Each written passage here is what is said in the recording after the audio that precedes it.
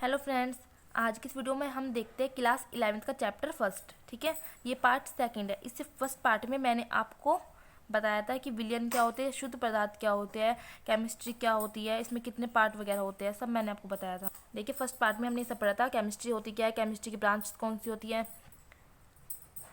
पदार्थ क्या होता है, शुद्ध पदार्थ, मिश्रण, तत्व, यौगिक, समांगी, विषमांगी मिश्रण क्या होता है। ठीक है, आप मेरी प्रीवियस वीडियो में देख सकते हैं। तो आज की इस वीडियो में हम देखेंगे रासायनिक संयोजन के नियम, लॉ ऑफ केमिकल कॉम्बिनेशन। ठीक है, तो फर्स्ट नियम क्या आता है, द्रव्यमान संरक्षण का नियम, जिसे इंग्लिश में कहते हैं law of conservation of mass. तो देखिए, रशियन वैज्ञानिक एम वी लोमोनोसेव ने द्रव्यमान संरक्षण का नियम दिया था। इस नियम में क्या था कि रासायनिक अभिक्रियाओं में पदार्थों का कुल द्रव्यमान क्या रहता है, अपरिवर्तित रहता है, मतलब चेंज नहीं होता। अभिक्रिया से पूर्व पदार्थों का कुल द्रव्यमान इज इक्वल टू अभिक्रिया के बाद पदार्थों का कुल द्रव्यमान, मतलब उसके द्रव्यमान में कोई चेंज नहीं आता। इसके अनुसार द्रव्य को न तो उत्पन्न किया जा सकता है और न ही नष्ट, केवल एक रूप से दूसरे रूप में बदला जा सकता है। देखिए, जैसे मैं बात करूँ, एक बीकर और ऊपर टेस्ट ट्यूब है। ठीक है, इस टेस्ट ट्यूब में क्या है, CaCl2 कैल्शियम क्लोराइड का सोल्यूशन है, और नीचे वाले में Na2SO4 सोडियम सल्फेट का सोल्यूशन है। और हमने जब इसका वेट किया तो हमारा वेट निकला 300.23 ग्राम। और फिर हमने क्या करा, इस CaCl2 और Na2SO4 सोल्यूशन को मिला दिया। जब हमने मिलाया तो CaSO4 नीचे प्रेसिपिटेट के रूप में आ गया, प्लस NaCl, मतलब इन दोनों सोल्यूशन को जब हमने मिला दिया और फिर इसका वेट किया तब भी उसका वेट 300.23 ग्राम आया। मतलब अभिक्रिया से पहले कुल द्रव्यमान जो था, अभिक्रिया के बाद भी उतना ही द्रव्यमान निकला है, कोई चेंज नहीं आया। ठीक है, तो यही है कि रासायनिक अभिक्रियाओं में पदार्थों का कुल द्रव्यमान अपरिवर्तित रहता है। ठीक है, जैसे बात करूँ H2 plus O2 equal to H2O, ये रिएक्शन है, हमने इसे बैलेंस की। बैलेंस करने के बाद हमने इसका वेट देखा। ठीक है, इसका कितना है 36 और इसका भी 36। अब 36 कैसे आया, देखिए हाइड्रोजन कितने हैं 2, और ऑक्सीजन का परमाणु भार कितना होता है, 1 का 16 होता है, तो 2 का 32। ठीक है,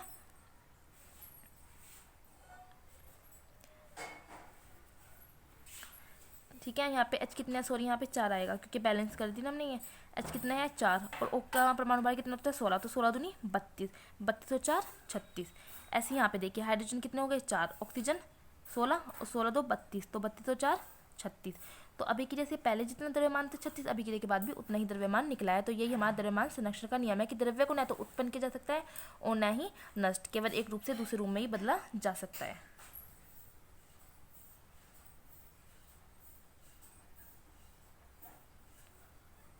अब देखते हैं हम दूसरा नियम। दूसरा नियम क्या आता है, स्थिर अनुपात का नियम, लॉ ऑफ कांस्टेंट प्रोपोर्शनल्स। ठीक है, फ्रेंच वैज्ञानिक जेल प्रुस्ट ने स्थिर अनुपात का नियम दिया था। इस नियम के अनुसार क्या था कि किसी भी रासायनिक यौगिक का संगठन निर्माण की विधि पर निर्भर नहीं करता, अर्थात किसी भी यौगिक में उनके तत्व का अनुपात हमेशा समान रहता है, चाहे वो किसी भी विधि से निर्मित किए गए हो। ठीक है, जैसे एग्जाम्पल की बात करूँ, H2O और CO2। जैसे वाटर है, वाटर में H और O का अनुपात हमेशा कितना रहेगा, H आपको पता है हमेशा अनुपात इसका 1 होता है, और ऑक्सीजन का 8। और ये जल किसी भी विधि से निर्मित किया गया हो तब भी H2O का अनुपात कितना रहेगा, इतना ही। अगर मैं बात करूँ जल, अगर चाहे आप अपने घर की टैप वाटर ले रहे, या फिर आप किसी नाली का जल ले रहे, या फिर कीचड़ से ले रहे, अगर आप उसमें से देखोगे, आप उसमें हाइड्रोजन कितना रहेगा, 1 ही रहेगा, और ऑक्सीजन हमेशा 8। तो यही कहा गया है कि किसी भी रासायनिक यौगिक का संगठन निर्माण की विधि पर निर्भर नहीं करता, वो कैसे किसी भी मेथड पर बनाया गया हो, ये निर्भर नहीं करता। ठीक है, वो किसी भी यौगिक में उनके तत्वों का अनुपात हमेशा समान रहता है, चाहे वो किसी भी विधि से बनाया गया हो। चाहे आप पानी अपनी घर की टंकी का ले रहे या बाहर की टंकी का ले रहे, उसमें वाटर का अनुपात कितना रहेगा, 1:8 ही रहेगा। अब थर्ड लॉ आता है गुणित अनुपात का नियम, law of multiple proportions. English वैज्ञानिक जॉन डॉल्टन ने गुणित अनुपात का नियम दिया था। इस नियम के अनुसार क्या था कि जब दो तत्व ए और बी, मान लो दो तत्व ए और बी संयोजित होने पर एक से अधिक यौगिक बनाते हैं, तो बी के भार जो ए के निश्चित भार से संयोजित होते हैं पूर्णांकों के अनुपात में होते हैं। एग्जाम्पल समझते हैं, H2O और H2O में गुणित अनुपात के नियम की पुष्टि करते हैं।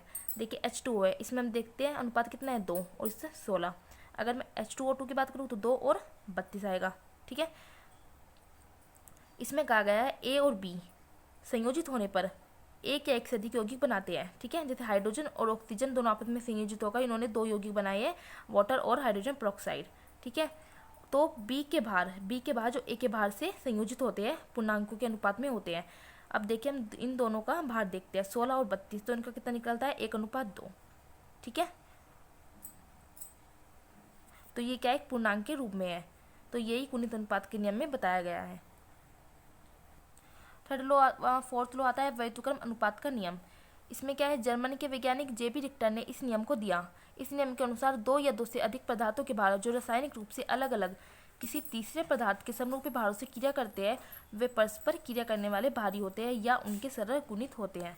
देखिए कैसे, एग्जाम्पल की बात करूँ, CO2, CH2, SO2 ये तीनों यौगिक व्यतिक्रम अनुपात के नियम की पुष्टि करते हैं। कैसे, इसने कहा है दो या दो से अधिक पदार्थों के भार, मान लो A और B, दो या दो से अधिक पदार्थों के भार जो रासायनिक रूप से किसी तीसरे पदार्थ के समरूप भार से क्रिया करते हैं। ठीक है, अब A और C, जब A ने C से रिएक्शन की तो उसने बनाया मीथेन, और जब B ने C से रिएक्शन की तो उसने बनाया कार्बन डाइऑक्साइड। अगर मैं CH4 में देखूँ तो C का 12 और H का क्या होता है 4 परमाणु क्रमांक। ठीक है, कार्बन डाइऑक्साइड का देखो तो 12 और 32। अब A और B ने रिएक्ट करा आपस में तो उन्होंने बनाया वाटर। वाटर में कितना आता है 2 और 16, इसका अनुपात कितना है 1:8। ठीक है, अगर अब मैं इसके हाइड्रोजन और ऑक्सीजन की बात करूँ तो कितना आता है 1:8। तो देखिए, मतलब जो इन दोनों के भार से निकल के 1:8 आ रहा था, वो इन दोनों के भार से निकल के 1:8 आ रहा है। ठीक है, और यही कहा गया है कि दो या दो से अधिक पदार्थ, दो या दो से अधिक पदार्थों के भार जो रासायनिक रूप से अलग अलग किसी तीसरे पदार्थ के समरूप भार से क्रिया करते हैं। ठीक है, जब दो पदार्थों के भार अलग अलग तीसरे पदार्थ के भार से क्रिया करते हैं तो वे आपस में क्रिया करने वाले भारी होते हैं या उनके सरल गुणित होते हैं। देखिए यहाँ पे भी 1:8 निकला है और यहाँ पे भी 1:8 निकला है। ठीक है, अब देखते हैं अगला नियम कौन सा है। अगला नियम आता है गैसीय आयतन का नियम। इसको हम गै-लुसैक का नियम भी कहते हैं। गै-लुसैक लॉ ऑफ कॉम्बिनेशन वॉल्यूम। गै-लुसैक के नियम अनुसार जब गैसें आपस में रासायनिक अभिक्रिया करती है तो समान ताप और दाब पर उनके अभिकारी आयतनों में तथा अभिक्रिया में बने गैसीय पदार्थ के आयतनों में सरल पूर्णांक अनुपात होता है। उदाहरण से समझते हैं, एक आयतन हाइड्रोजन, मान लीजिए हमने हाइड्रोजन ली। एक चीज़ और, ये नियम हमेशा गैसेज स्टेट पे ही लगेगा। ठीक है, जब कोई भी आपकी गैसेज स्टेज होगी उस पर ये नियम लगेगा।